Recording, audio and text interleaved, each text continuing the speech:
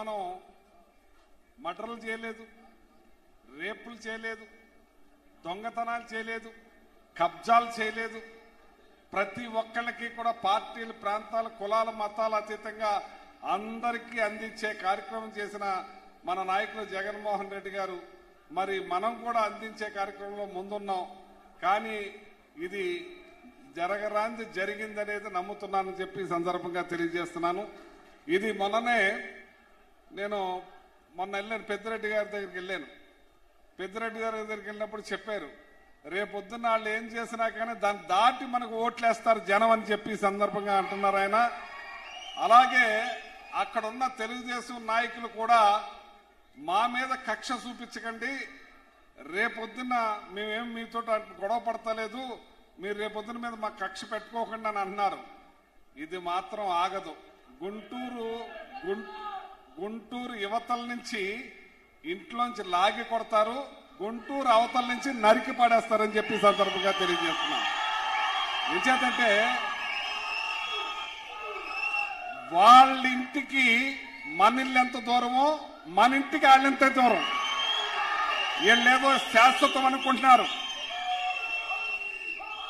మొన్ననే మన ఉభయ గోదావరి జిల్లాలో ఎప్పుడు కూడా ప్రశాంతంగా అన్నదమ్ముల భావంగా పోతూ ఉంటాం. కానీ అత్తిలి మండలంలో 14 మంది ఎంపీటీసీలు మనకి, 4 వాళ్ళకి. కానీ మన జనాన్ని ఎల్లనివ్వకుండా అడ్డం కొట్టేసి కిరాయి మోకలు తెప్పించి ఇంటి మీదకి పంపించి చాలా దౌర్జన్య కాండ చేశారు. మనం ఒక్కళ్ళని కూడా మిస్ అవ్వకుండా కాపాడుకున్నాం.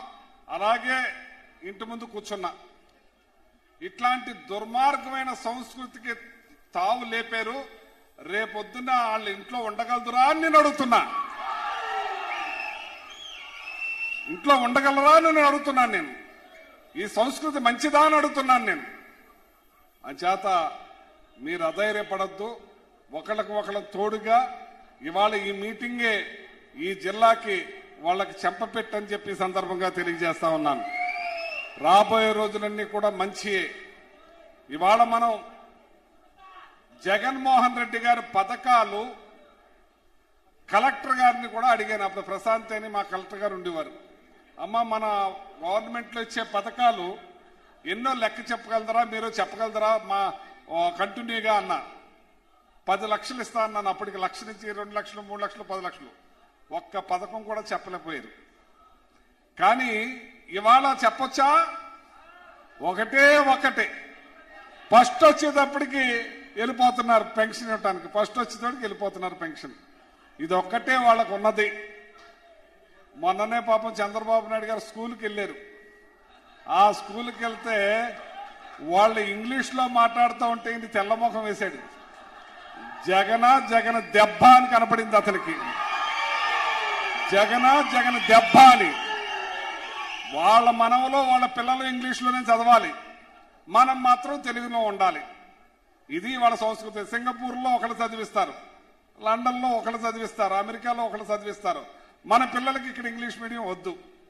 ఇవాళ స్కూల్స్ పరిస్థితి ఎలా ఉందో చూడండి. స్కూల్స్ ఏ రకంగా చేశాం మనం, ఏ రకంగా చదివించాం మనం, రేషన్ ఏ రకంగా ఇచ్చాం, బియ్యం ఇచ్చాం, సన్న బియ్యం, అలాగే గోధుమ పిండి ఇచ్చాం, రాగి పిండి ఇచ్చాం, కందిపప్పు ఇచ్చాం, షుగర్ ఇచ్చాం. ఇవాళ ఉన్నాయా అని అడుగుతున్నా. అన్ని అటకెక్కేసింది. ఇవాళ ఆరోగ్యశ్రీ కూడా అటకెక్కింది. దాన్ని కూడా అరాకొరా చేసే పరిస్థితికి వచ్చారు. ఇవాళ ఏది కూడా చేయలేని పరిస్థితికి అయిపోయారు. ఇవాళ దోపిడీ, దోచుకో పంచుకో, డీబీటీ, దోచుకో పంచుకో. ఇవాళ ఎమ్మెల్యేలు చెప్తున్నాడు, ఆ కొలుకుపూడి పక్కనే ఉన్నాడు.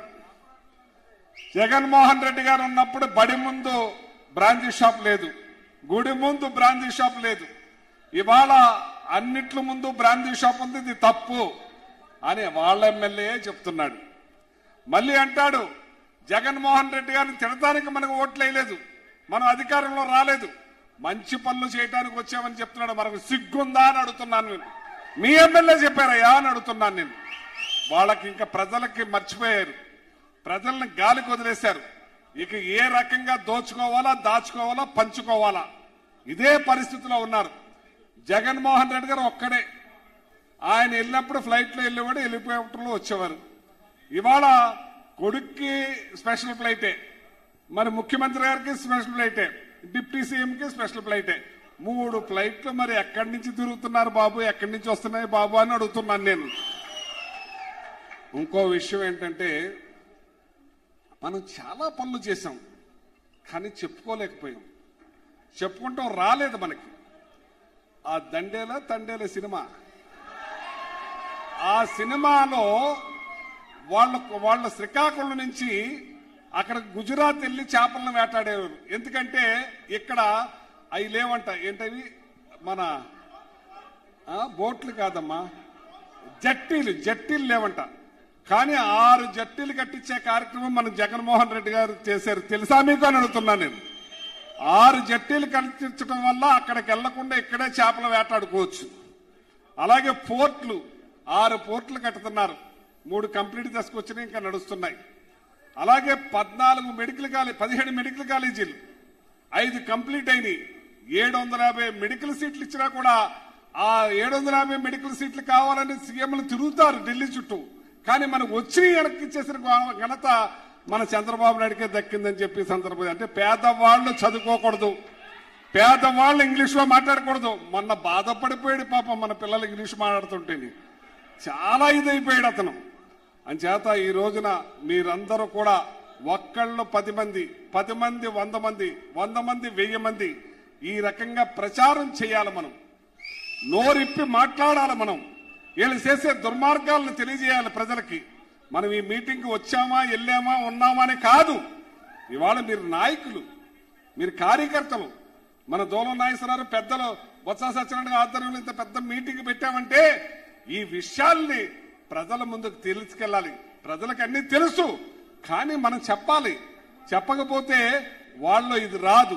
అంచేత ప్రతి ఒక్కళ్ళు వెళ్ళి గ్రామంలో, మీ ఊరిలో, మీ ఇంటి పక్కన అందరికీ కూడా ఇట్లాంటి దుర్మార్గాలు చేస్తున్నారు, దుర్మార్గాలు జరుగుతున్నాయని చెప్పి తెలియజేయాలని చెప్పి మిమ్మల్ని కోరుకుంటున్నాను. మరి అలాగే రాబోయే రోజుల్లో మనకు మంచి రోజులు ఉన్నాయి.